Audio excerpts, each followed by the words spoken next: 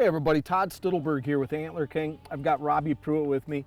Robbie's our product specialist, very knowledgeable in all Antler King products, but really in planting in general. And Rob, tell me about this machine we got right here. Obviously I know what it is, but I want you to tell us what it is, why it's important, how you use it, and so on.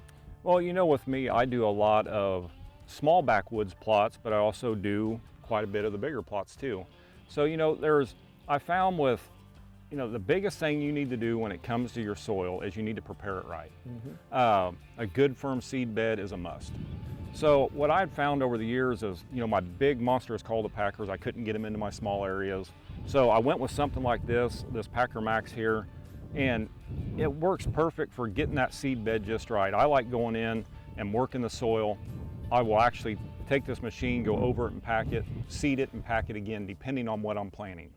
So it gives me a good firm seed bed. What I've noticed with a lot of people anymore, including myself, we're getting into a lot more using tillers on back of tractors, and they think they need to get that soil turned to powder. Well, if you don't have a good firm seed bed, you know, number one, your seeds can get down too deep. Number two, if you get a good rain on it, they're gonna shove them way too deep. You're gonna lose germination. So a machine like this, packing that soil, firming it up prior to planting is a must. You made a great point. You know, I've got a tiller that I use, and it's really easy to really pulverize that first 4 to 6 inches of dirt. And you made a great point. If you don't cultipack before you broadcast seed, and you just go ahead and broadcast seed and then cultipack, you're going to drive that seed, especially if you're planting clover or alfalfas, way too deep in the ground. You are. Probably not coming up. Nope. Okay? I've done it before. Me too. I have too. But great point. Now, you can fill this with water or sand, right? You can fill this one with water, you can fill it with sand. As you can just see how easy it was to unload out of the back of the truck. It's empty right now.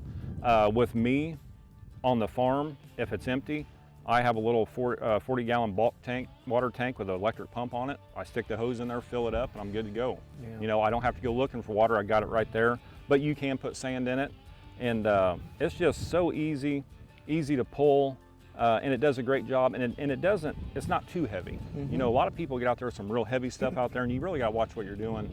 So for me, this thing works so well, and I also have the adapter to make it 8 foot wide. I got an extra tub for it for an 8 foot wide.